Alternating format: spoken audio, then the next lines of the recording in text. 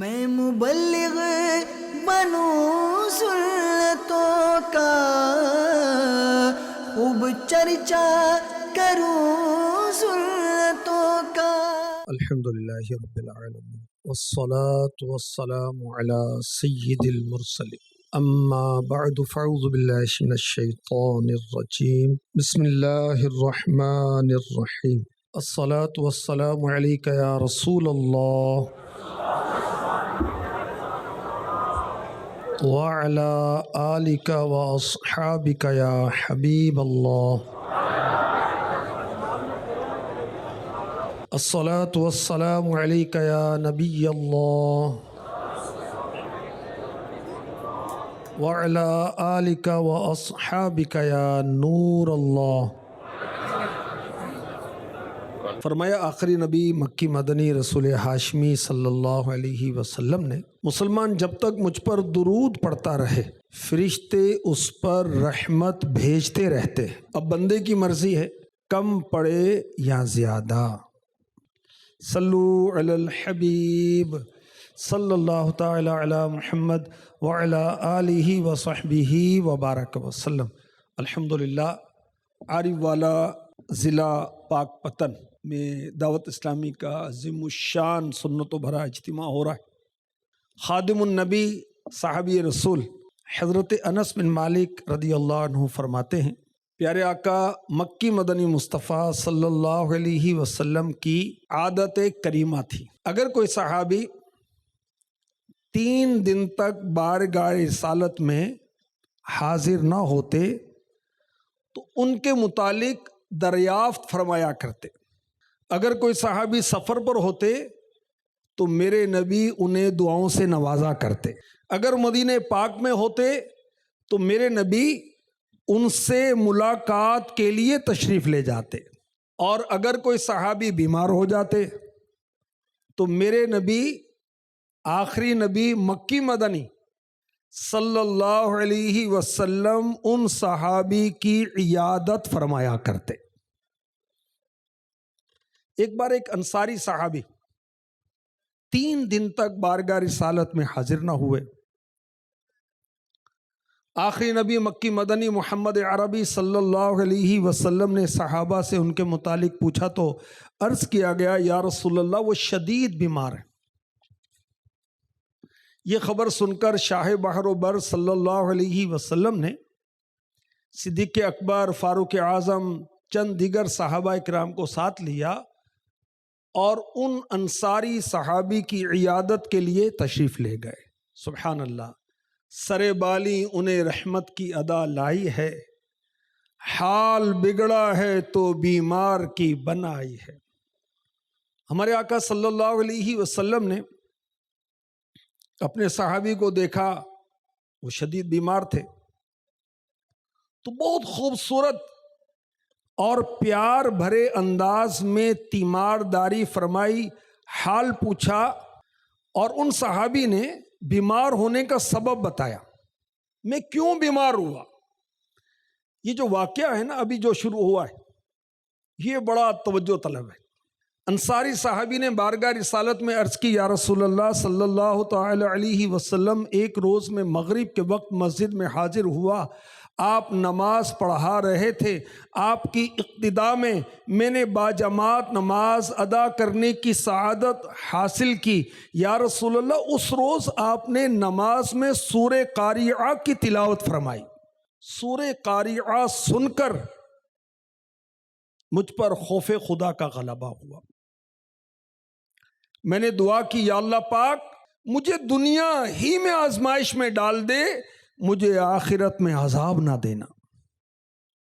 انصاری صحابی نے اپنی بات کو جاری کرتے ہوئے عرض کی، یا رسول اللہ صلی اللہ تعالی علیہ وسلم، بس اس دعا کے بعد میری یہ حالت ہے جو آپ ملاحظہ فرما رہے ہیں۔ میرے آقا صلی اللہ علیہ وسلم نے اب تربیت کے مدنی پھول عنایت فرمانا شروع کیے۔ فرمائے، تم نے برا کیا، کیا یہ درست نہیں تھا کہ اللہ پاک سے دنیا کی بھی بھلائی مانگتے، آخرت کی بھی بھلائی مانگتے، اور جہنم سے یعنی دوزخ سے بھی بچنے کی دعا کرتے؟ پھر میرے آقا علیہ الصلوۃ والسلام نے ارشاد فرمایا ابھی فوراً اللہ پاک سے دنیا اور آخرت کی بھلائی کی دعا مانگو. صحابی رسول نے فوراً تعمیل کی اور اللہ تعالیٰ سے دنیا اور آخرت کی بھلائی طلب کی.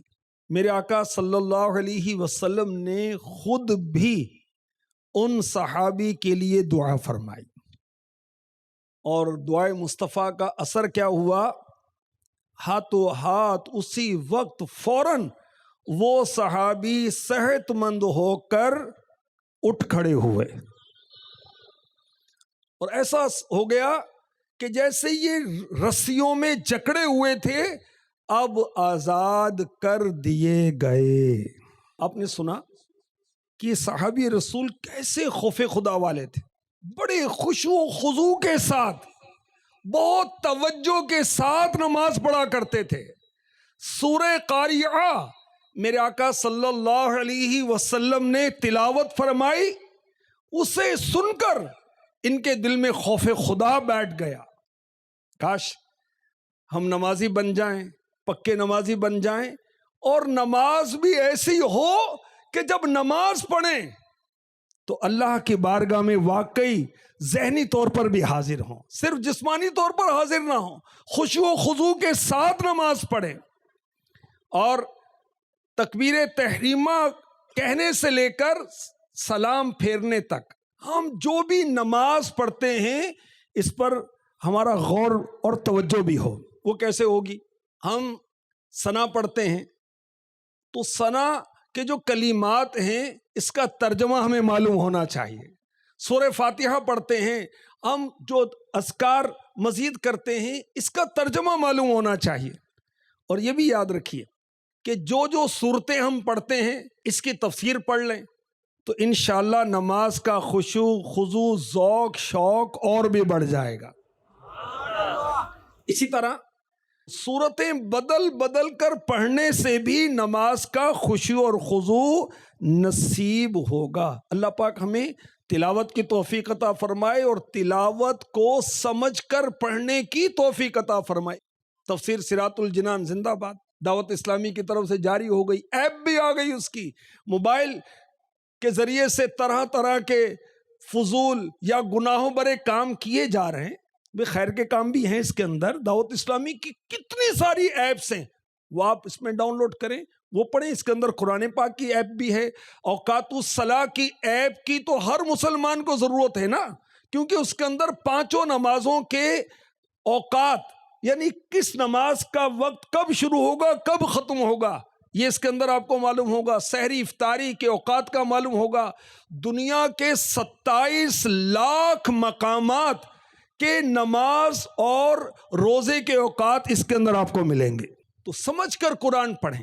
ایک بزرگ فرماتے ہیں ہم نے قرآن پاک کی تلاوت کرنے، اسے سمجھنے اور قرآن میں غور و فکر کرنے سے زیادہ دلوں کو نرم کرنے والی کوئی چیز نہیں پائی. ہم چاہتے ہیں ہمارے دل نرم ہو جائیں، تلاوت کریں تو لطف آئے، نماز پڑھیں تو ذوق آئے، جب اللہ رسول کا ذکر ہو تو آنسو بہیں، دعا کریں تو آنسو بہیں، گناہوں کے ندامت سے ہمارے آنسو بہیں. تو دلوں کو نرم کرنا ہوگا، اور دلوں کو نرم کرنے کے بہت سے نسخے ہیں. ایک نسخہ یہ ہے کہ ہم قرآن کو سمجھ کر پڑھنے کی کوشش کریں. اللہ ہمیں تلاوت کا شوق اور عبادت کا ذوق نصیب فرمائے. انصاری صحابی کا واقعہ ہم نے سنا، اس میں ایک اور ہمارے لیے تربیت کا مدنی پھول ہے. انہیں کیا دعا کی تھی؟ یا اللہ پاک مجھے دنیا ہی میں آزمائش میں ڈال دے، مجھے آخرت میں عذاب نہ دینا. تو میرے آقا صلی اللہ علیہ وسلم نے ان صحابی کی تربیت فرمائی. تو یاد رکھیے اللہ تعالی سے عافیت کی دعا کرنی چاہیے، دنیا کی بھی عافیت، آخرت کی بھی عافیت. ربنا آتنا فی الدنیا حسنۃ وفی الآخرۃ حسنۃ وقنا عذاب النار. اے ہمارے رب ہمیں دنیا میں بھلائی عطا فرما اور ہمیں آخرت میں بھی بھلائی عطا فرما، اور ہمیں دوزخ کے عذاب سے بچا. یہ دعا جو ہے ایمان والوں کی دعا ہے۔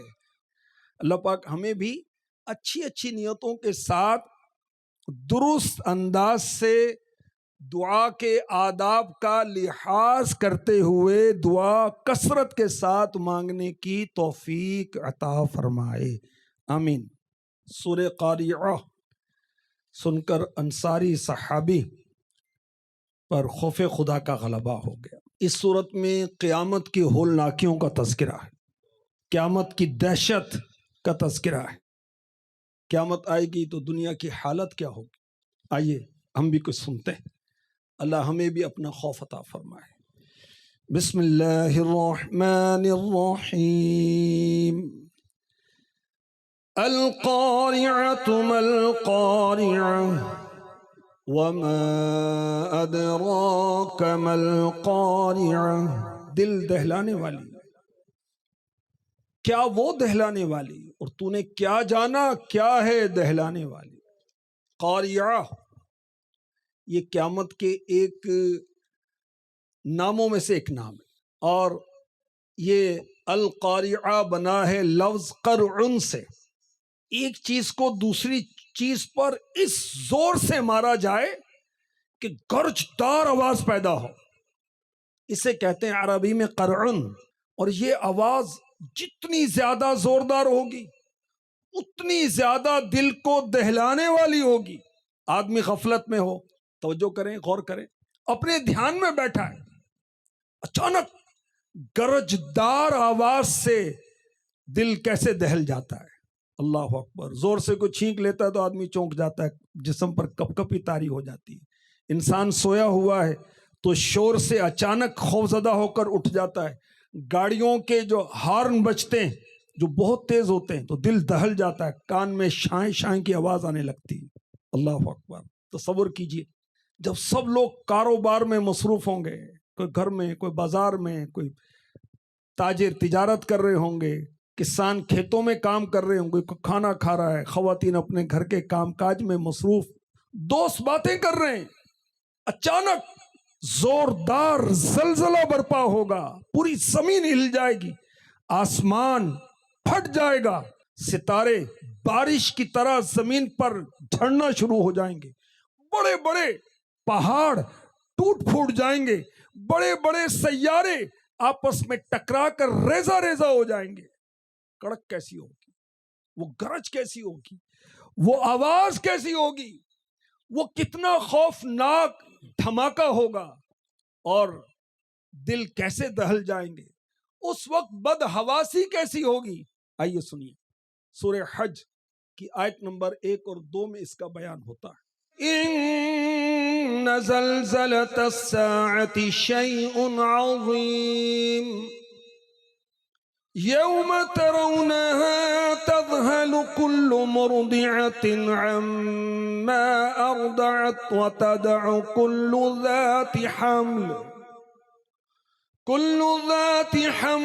حملها وترى الناس سكارى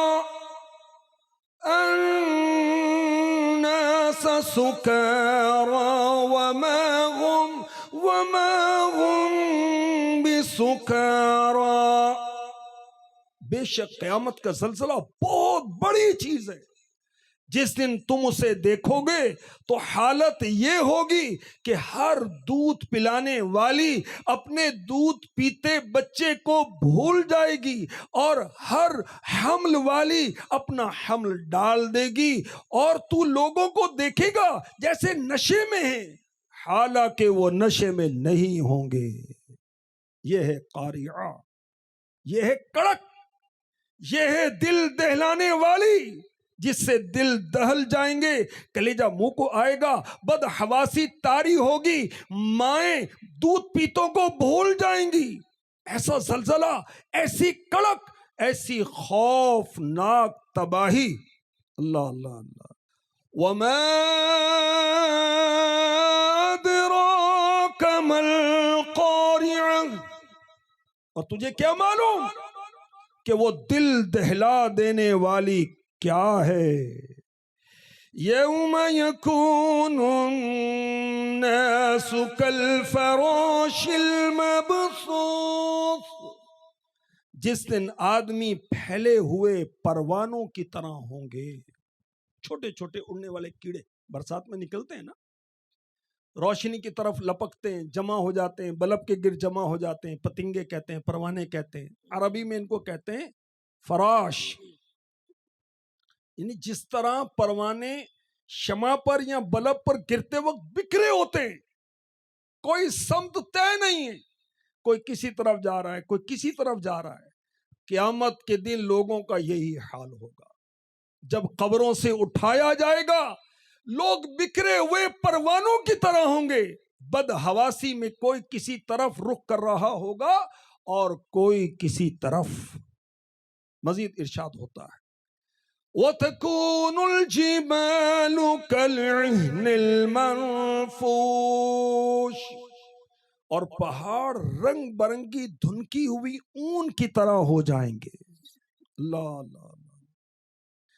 دل دہلانے والی قیامت کی دہشت ایسی ہوگی کہ بڑے بڑے پہاڑ ریزہ ریزہ ہو جائیں گے، ہوا میں اڑتے ہوں گے جیسے اون کے ریزے ہوا میں اڑ رہے ہوتے ہیں. یہ ہوں گے مضبوط پہاڑ. انسان کا عالم کیا ہوگا، ہم کمزوروں کا عالم کیا ہوگا. یہ ہے قاریہ، یہ ہے دل دہلا دینے والی، یہ ہے وہ خوفناک وقت جب پہاڑ بھی اپنی جگہ قائم نہیں رہ سکیں. حضرت ابو ہریرہ رضی اللہ تعالی عنہ کا بیان ہے، ایک دن محفل نور سجی ہوئی تھی. مکی مدنی صلی اللہ علیہ وسلم تشریف فرما تھے، صحابہ بھی حاضر ہیں. غیب جاننے والے نبی، غیب بتانے والے نبی صلی اللہ علیہ وسلم نے فرمایا، بے شک اللہ پاک نے زمین و آسمان بنانے کے بعد سور کو بنایا اور حضرت اسرافیل علیہ السلام کو سور عطا فرمایا. اب حضرت اسرافیل علیہ السلام سور کو اپنے منہ میں لیے ہوئے عرش الہی کی طرف دیکھ رہے ہیں، انتظار میں ہیں کہ سور پھونکنے کا کب حکم دیا جاتا ہے. عرض کی یا رسول اللہ صلی اللہ تعالی علیہ وسلم یہ سور کیا ہے؟ فرمایا ایک نورانی سینگ ہے. عرض کیا کتنا بڑا؟ فرمایا بہت بڑا. اس ذات کی قسم جس کے قبضے قدرت میں میری جان ہے، سور کا دائرہ زمین و آسمان کی چوڑائی جیسا ہے. پھر فرمایا اللہ پاک حضرت اسرافیل علیہ السلام کو اس سور میں 3 مرتبہ پھونکنے کا حکم فرمائے گا. پہلی پھونک ہوگی گھبراہٹ کی پھونک، دوسری پھونک ہوگی موت کی پھونک، تیسری پھونک ہوگی موت کے بعد دوبارہ اٹھائے جانے کی پھونک. ان 3 نفخوں میں سور پھونکے جانے کی تفصیل بیان کرتے ہوئے فرمایا اللہ پاک حضرت اسرافیل علیہ السلام کو پہلی بار سور پھونکنے کا حکم دیتے ہوئے فرمائے گا انفخ نفخت الفزعی، گھبراہٹ کی پھونک مارو. حضرت اسرافیل علیہ السلام سور پھونکیں گے. سور کی ہولناک آواز سن کر زمین و آسمان والے گھبرا اٹھیں گے. ہاں جسے اللہ چاہے وہ محفوظ رہے گا. اللہ پاک کے حکم سے حضرت اسرافیل علیہ السلام سور پھونکنے کی اس آواز کو لمبا کریں گے. کافی دیر تک سور پھونکا جاتا رہے گا. ہولناکی کے سبب پہاڑ چلنے لگیں گے جیسے بادل چلتے ہیں، یہاں تک کہ ریزہ ریزہ ہو جائیں گے. زمین پر شدید زلزلہ طاری ہو جائے گا، جیسا کہ سورہ نازعات کی آیت نمبر 6، 7، 8 میں ارشاد ہوتا ہے یوم ترجف الراجفہ تتبعها الرادفہ قلوب یومئذ واجفہ. جس دن تھر تھرانے والی تھر تھرائے گی، اس کے پیچھے آئے گی، پیچھے آنے والی دل اس دن خوف زدہ ہوں گے۔ میرے آقا صلی اللہ علیہ وسلم نے مزید فرمایا اس وقت زمین سمندر میں پھنسی ہوئی اس کشتی کی طرح ہوگی جسے سمندری لہروں کے تھپیڑے لگتے ہیں تو کشتی کے سوار اوندھے گرتے ہیں۔ اس وقت دودھ پلانے والیاں دودھ پیتے بچوں کو بھول جائیں گی، حمل والیوں کے حمل گر جائیں گے، بچے دہشت کے سبب بوڑھے ہو جائیں گے، شیطان زمین کے کناروں کی طرف بھاگیں گے مگر فرشتے انہیں مار مار کر واپس دھکیل دیں گے۔ عجیب کوہرام ہوگا، لوگ ادھر ادھر بھاگ رہے ہوں گے، ایک دوسرے کو پکار رہے ہوں گے۔ ابھی لوگ اسی حال پر ہوں گے کہ زمین پھٹ جائے گی۔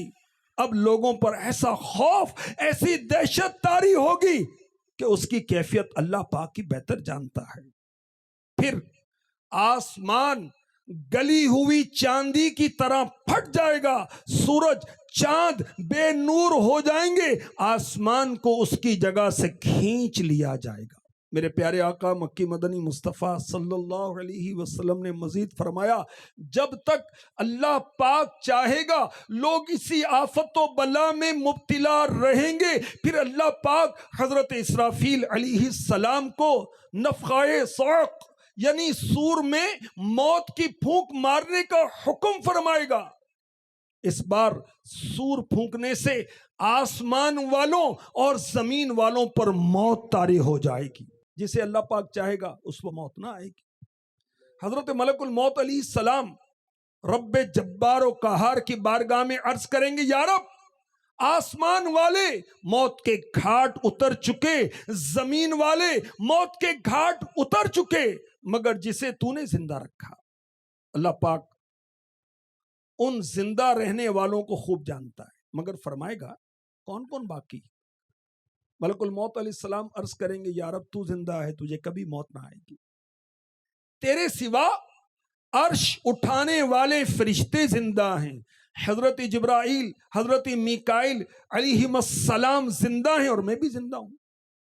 اب حضرت جبرائیل و میکائیل علیہ السلام پر موت طاری کی جائے گی، یہ بھی موت کا ذائقہ چکھیں گے۔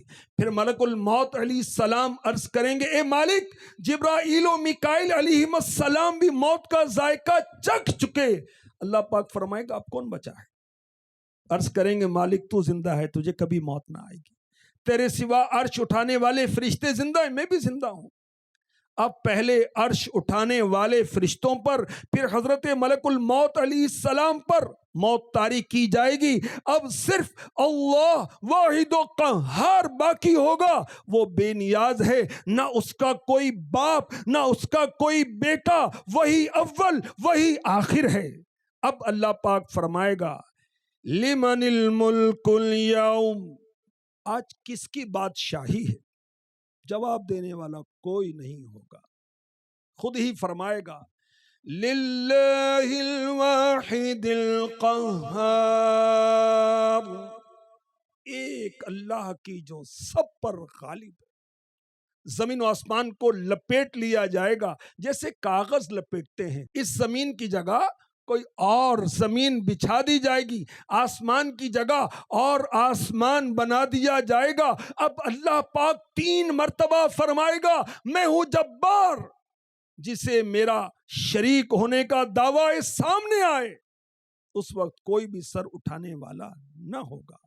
اب مخلوق کو اس نئی زمین پر ڈال دیا جائے گا جو پہلے قبروں میں تھے، اب نئی زمین کی قبروں میں ہوں گے۔ جو پہلے زمین کی سطح پر مرے پڑے تھے اب نئی زمین کی سطح پر مرے پڑے ہوں گے۔ پیارے نبی آخری نبی رسول ہاشمی صلی اللہ علیہ وسلم نے اپنا پرسوز بیان جاری رکھتے ہوئے مزید فرمایا، اللہ پاک فرمائے گا عرش اٹھانے والے فرشتے زندہ ہو جائیں، پس وہ زندہ ہو جائیں گے۔ حکم ہوگا جبرائیل علیہ السلام میکائیل علیہ السلام زندہ ہو جائیں، یہ بھی زندہ ہو جائیں گے۔ اب اللہ پاک حضرت اسرافیل علیہ السلام کو حکم فرمائے گا انفخ نفخۃ البعث، مرنے کے بعد اٹھائے جانے کے لیے سور پھونکو۔ حضرت اسرافیل علیہ السلام تیسری بار 3rd ٹائم سور پھونکیں گے۔ تمام روحیں نکل آئیں گی. اللہ پاک فرمائے گا میری عزت و جلال کی قسم تمام روحیں اپنے اپنے جسموں میں چلی جائیں. تمام روحیں اپنے اپنے جسموں میں چلی جائیں گی. زمین کھلے گی, سب اللہ پاک کی بارگاہ میں حاضر ہو جائیں گے. اللہ پاک ارشاد فرماتا ہے اس بلانے والے کی طرف دوڑتے ہوئے کافر کہیں گے یہ بڑا سخت دن ہے. اے عاشقان رسول, یہ ہے قاریہ, یہ ہے دل دہلا دینے والی, یہ ہے قیامت, 50,000 سال کا دن. میدان محشر کی گرمی, لوگ پسینے سے شرابور, اتنا پسینہ کہ 70 گز زمین میں جذب ہوگا. جو پسینہ زمین نہ پی سکے گی اوپر چڑھے گا ٹخنوں تک, گھٹنوں تک, کسی کی کمر تک, کسی کے سینے تک, کسی کے گلے تک. کافر منہ تک پسینے میں ڈوبا ہوگا, ڈبکیاں کھا رہا ہوگا. پیاس کی شدت, اللہ اکبر, بیان سے باہر, زبانیں سوکھ کر کانٹا ہو جائیں گی, دل ابل کر گلے کو آ جائیں گے. 25,000 سال تک لوگ اسی حال میں ہوں گے, انتظار میں ہوں گے حساب کب شروع ہو. آخر شافع محشر محبوب رب اکبر صلی اللہ علیہ وسلم کی شفاعت سے حساب شروع کیا جائے گا. سورہ قاریعہ کی آیت نمبر 6 تا 11 میں اسی حساب کا ذکر ہے. چنانچہ آیت 6 اور 7 میں ارشاد ہوتا ہے فَأَمَّا مَنْ ثَقُلَتْ مَوَازِينُهُ فَهُوَ فِي عِيشَةٍ رَاضِيَةٍ. تو بہرحال جس کے ترازو بھاری ہوں گے وہ تو پسندیدہ زندگی میں ہوگا. جس کی نیکیاں زیادہ ہوں گی, میزان عمل پر نیکیوں کا پلڑا بھاری ہوگا, اسے اللہ کی عطا سے جنت دی جائے گی اور جنت میں پسندیدہ زندگی ہوگی. جنت کی پسندیدہ زندگی کیسی ہے کچھ جھلکیاں پیش کرتا ہوں, اللہ میں حرص نصیب فرمائے. ذرا سے پلاٹ کے لیے غیر شرعی کام کرنا شروع ہو جاتے ہیں. چھوٹے سے پلاٹ کے لیے نہ پلاٹ رہنا نہ پلاٹ والا رہے گا, لگے رہتے ہیں, زندگیاں اس میں ہی گزار دیتے ہیں, بوڑھے ہو جاتے ہیں اس کو اور پھر قبروں میں پہنچ جاتے ہیں. جنت میں نہ بڑھاپا آئے گا اور نہ موت آئے گی. سبحان اللہ. جنت اللہ نے بنائی ہے ایمان والوں کے لیے, کافر نہیں جائے گا جنت میں. کافر کے لیے جہنم ہے اور فار ایور, ہمیشہ ہمیشہ کے لیے. اور جنت میں نعمتیں کیسی ہیں اس کا کما حقہ بیان کیا ہی نہیں جا سکتا. نہ آنکھ نے ایسی نعمت دیکھی, نہ کانوں نے سنا, اور نہ دل پر کبھی اس کا خیال گزرا. ایسی نعمتیں ہیں جنت میں. جنت میں جو محلات ہیں نا وہ ہیرے جواہرات کے بنے ہوئے, نہ تو اینٹ بجری اور گارا مٹی سیمنٹ یہ ہوتا ہے نا.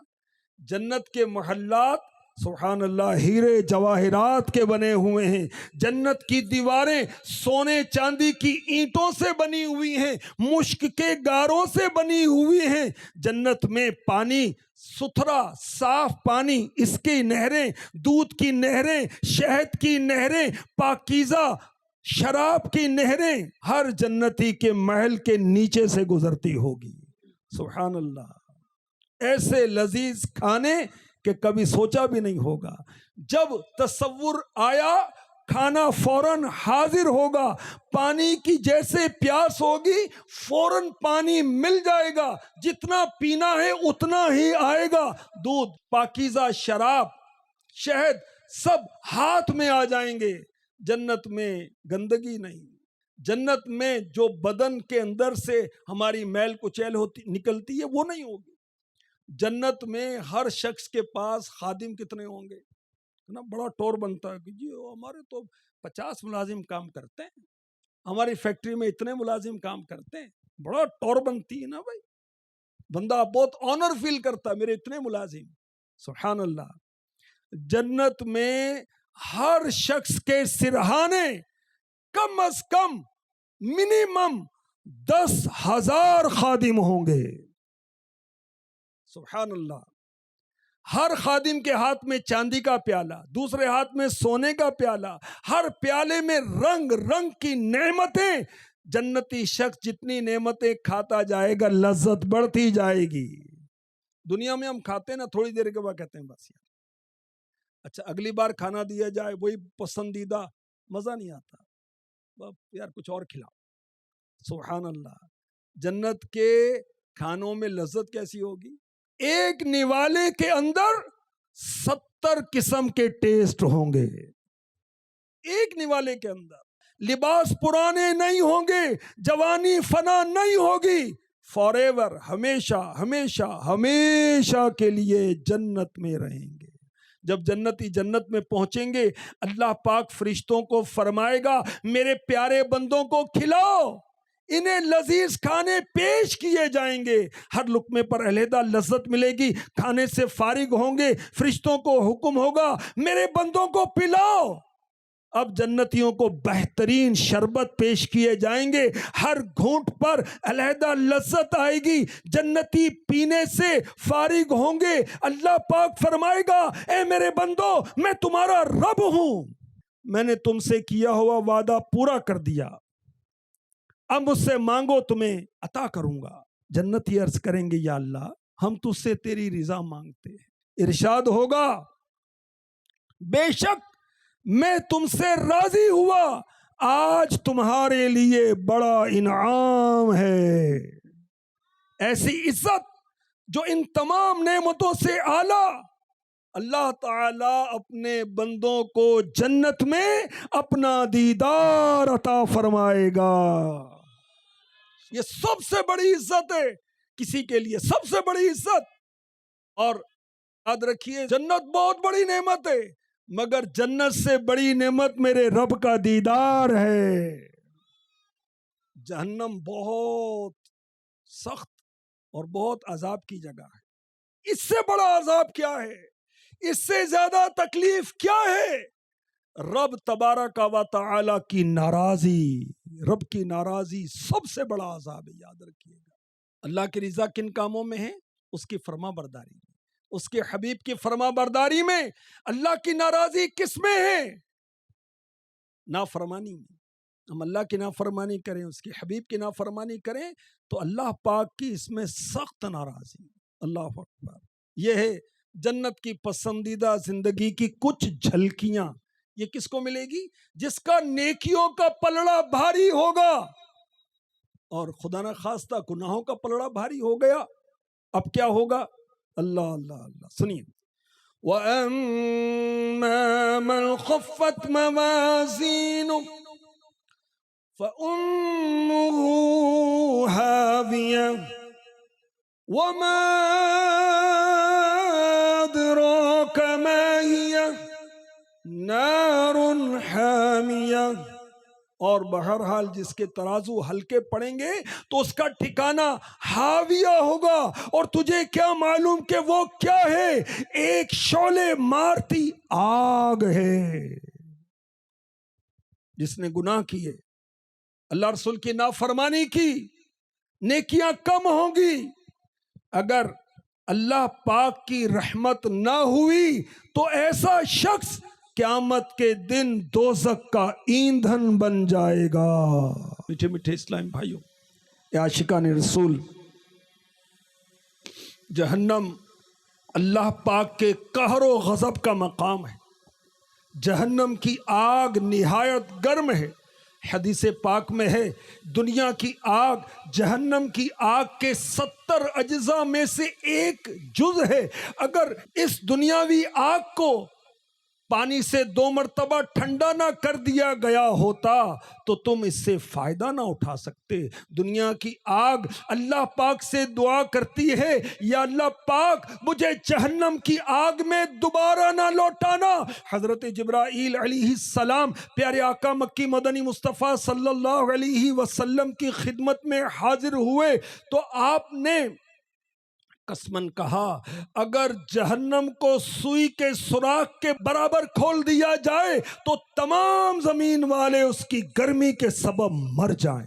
روایات کے مطابق جہنم کی آگ 1000 سال تک دہکائی گئی، جلائی گئی، بھڑکائی گئی، یہاں تک کہ سرخ ہو گئی، 1000 سال تک دہکائی گئی، سفید ہو گئی، پھر 1000 سال تک بھڑکائی گئی تو کالی سیاہ ہو گئی۔ اب جہنم کی آگ نری کالی سیاہ ہے جس میں روشنی کا نام بھی نہیں ہے۔ ہائے حسن عمل نہیں پلے، ہائے حسن عمل نہیں پلے،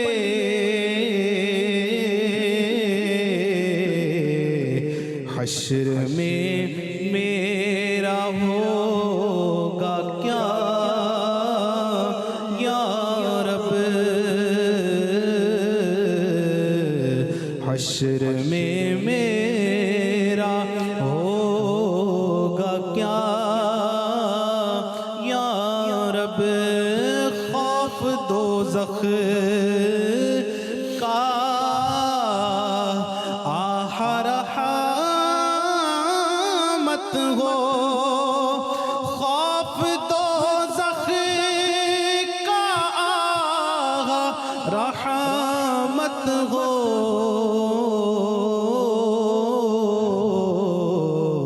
خاک طیبہ کا واسطہ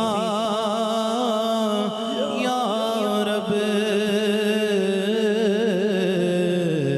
خاک طیبہ کا واسطہ یا رب۔ صحابی رسول حضرت عبداللہ ابن مسعود رضی اللہ تعالیٰ عنہ فرماتے ہیں، ایک بار ایک شخص بارگاہ رسالت میں حاضر ہوا، عرض کی یا رسول اللہ صلی اللہ تعالیٰ علیہ وسلم، کیا کوئی ایسا مومن بھی ہے جو جہنم میں باقی رہ جائے گا؟ غیب جاننے والے آقا مکی مدنی مصطفیٰ صلی اللہ علیہ وسلم نے فرمایا ہاں، ایک شخص جو جہنم کے گہرے گڑھے میں ہوگا اور اونچی آواز سے پکار رہا ہوگا یا حنان یا منان، اس کی آواز بلند ہوگی، یہاں تک کہ جبریل امی علیہ السلام سنیں گے، تعجب سے کہیں گے العجب العجب، عجیب بات ہے، عجیب بات ہے۔ جبریل امی علیہ السلام عرش الہی کے سامنے حاضر ہوں گے، سر سجدے میں رکھ دیں گے، اللہ پاک فرمائے گا ارفع رأسک یا جبرائیل، اے جبرائیل اپنا سر اٹھاؤ، جبرائیل علیہ السلام سر اٹھائیں گے، اللہ پاک فرمائے گا اے جبرائیل تم نے کیا عجیب چیز دیکھی؟ جبرائیل علیہ السلام عرض کریں گے یا اللہ پاک میں نے ایک آواز سنی، کوئی شخص جہنم کے گہرے گڑھے میں ہے، پکار رہا ہے یا حنان یا منان۔ اللہ پاک فرمائے گا اے جبرائیل، مالک جو دروغہ جہنم ہے ان کے پاس جاؤ، انہیں کہو جو بندہ یا حنان یا منان پکار رہا ہے اسے جہنم سے نکال لاؤ۔ حضرت جبرائیل علیہ السلام جہنم کے دروازے پر تشریف لے جائیں گے، دستک دیں گے، حضرت مالک علیہ السلام باہر آئیں گے، حضرت جبرائیل علیہ السلام انہیں اللہ پاک کا حکم سنائیں گے، حکم پا کر حضرت مالک علیہ السلام جہنم کے اندر چلے جائیں گے۔ پیارے آقا علیہ الصلوۃ والسلام نے فرمایا جیسے ماں اپنے بچوں کو پہچانتی ہے، حضرت مالک علیہ السلام ایسے ہی جہنم کو پہچانتے ہیں، اس کے باوجود آپ اس یا حنان یا منان پکارنے والے شخص کو تلاش نہیں کر پائیں گے، باہر تشریف لائیں گے، حضرت جبرائیل علیہ السلام سے عرض کریں گے اے جبرائیل جہنم نے گہرا سانس لیا ہے، اس لیے کون سی چیز پتھر ہے، کون سی چیز لوہا ہے، کون انسان ہے، اس کی پہچان نہیں ہو رہی۔ حضرت جبرائیل علیہ السلام دوبارہ عرش الہی کے سامنے حاضر ہوں گے، سر سجدے میں رکھ دیں گے۔ اللہ پاک ارشاد فرمائے گا اے جبرائیل سر اٹھاؤ، تم یا حنان یا منان پکارنے والے کو کیوں نہیں لائے؟ حضرت جبرائیل علیہ السلام عرض کریں گے مولا حضرت مالک علیہ السلام نے معذرت کر لی ہے، وہ کہتے ہیں جہنم نے سانس لیا ہے، اس کی وجہ سے پتھر لوہے اور انسانوں کے درمیان کوئی فرق نہیں بچا ہے، کسی چیز کی پہچان نہیں ہو پا رہی۔ اللہ پاک فرمائے گا اے جبرائیل مالک سے کہو میرا بندہ جہنم کے فلاں گڑھے میں فلاں کونے میں اس طرح پڑا ہے۔ حضرت جبرائیل علیہ السلام دوبارہ جہنم کے دروازے پر جائیں گے، حضرت مالک علیہ السلام کو یا حنان یا منان پکارنے والے کا پتہ بتائیں گے۔ حضرت مالک علیہ السلام جہنم کے اندر جائیں گے، دیکھیں گے ایک شخص ہے، اس کے پاؤں اس کی پیشانی کے ساتھ بندھے ہوئے ہیں، اس کے ہاتھ گردن کے ساتھ بندھے ہوئے ہیں، جہنم کے سانپ بچھو لپٹے ہوئے ہیں۔ حضرت مالک علیہ السلام اس کی زنجیریں توڑ دیں گے، جہنم سے نکال کر حضرت جبرائیل علیہ السلام کے حوالے کر دیں گے۔ حضرت جبرائیل علیہ السلام اسے لے کر عرش الہی کے سامنے حاضر ہوں گے، سر سجدے میں رکھ دیں گے۔ اللہ پاک فرمائے گا اے جبرائیل سر اٹھاؤ، جبرائیل علیہ السلام سر اٹھائیں گے۔ اب اللہ پاک اس بندے سے فرمائے گا اے میرے بندے، کیا میں نے تیری بہترین تخلیق نہیں کی تھی؟ کیا میں نے تیری طرف رسول نہیں بھیجے تھے؟ کیا ان رسولوں نے تمہیں میری کتاب نہیں سنائی تھی؟ کیا میرے رسولوں نے تجھے نیکی کا حکم نہیں دیا تھا؟ تجھے برائی سے منع نہیں کیا تھا؟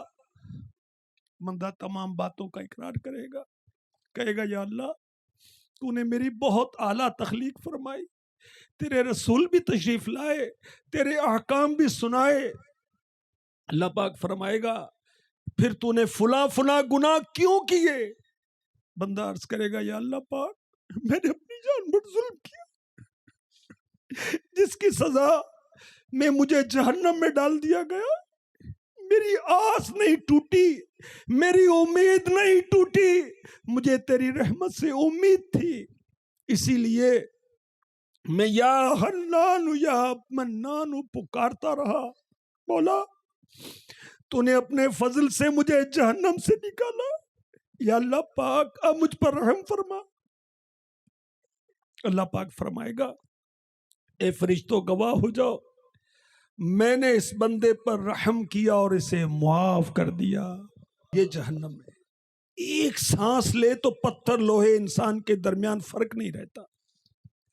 اللہ اکبر، ابھی ہم زندہ ہیں، سانسیں چل رہی ہیں، کل بروز قیامت ہماری اس دنیا ہی میں کیے ہوئے اعمال تو لے جائیں گے۔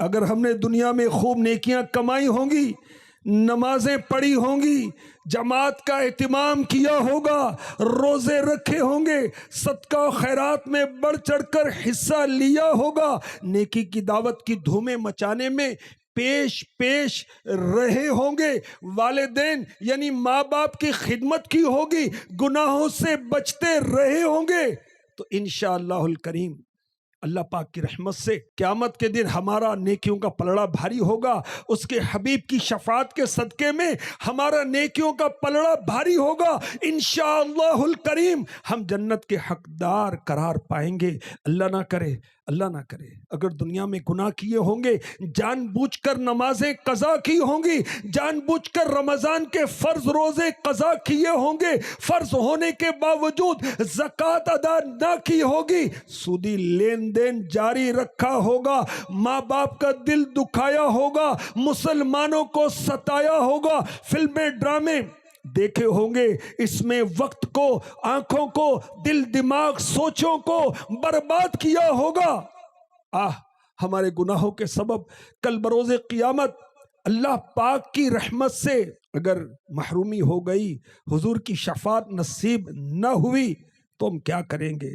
مرنے کے بعد والی ہمیشہ کی زندگی میں راحت پانے کے لیے، آرام پانے کے لیے یاد رکھیے جنت میں جانے کے لیے ہمیں اس دنیا میں نیک اعمال کرنے ہوں گے۔ اللہ تبارک و تعالی ہمیں نیک بنائے، نیکوں کی صحبت نصیب فرمائے، جہنم سے بچائے، جنت میں اپنے کرم سے، اپنے فضل سے داخلہ نصیب فرمائے، آمین۔ صلو علی الحبیب صلی اللہ تعالی علی محمد وعلی آلہ وصحبہ وبارک وسلم۔